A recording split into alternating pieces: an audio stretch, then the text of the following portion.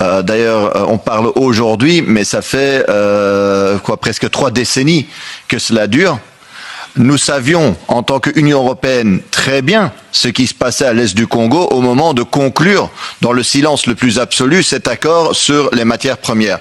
Et c'est là où il y a évidemment un décalage entre les paroles et les actes, qui fait que la méfiance de la population congolaise vis-à-vis de l'Union européenne, sa politique étrangère, augmente. Et je le comprends tout à fait.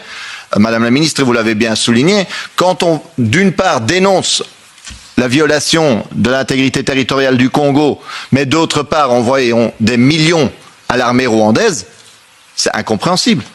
Quand d'une part, on dénonce le pillage des ressources congolaises par le Rwanda et d'autre part, on fait un accord privilégié pour l'exportation de ces ressources, effectivement, on est complice. Et je suis d'accord que cette guerre pourrait s'arrêter demain ou après-demain si on arrêtait de faire ça. Alors, moi, j'étais très choqué d'entendre dans la presse des sources de la Commission dire qu'ils n'avaient pas la moindre intention de suspendre cet accord sur la matière première. Donc, je voulais vous demander, Madame la Ministre, est-ce que vous avez eu la même impression?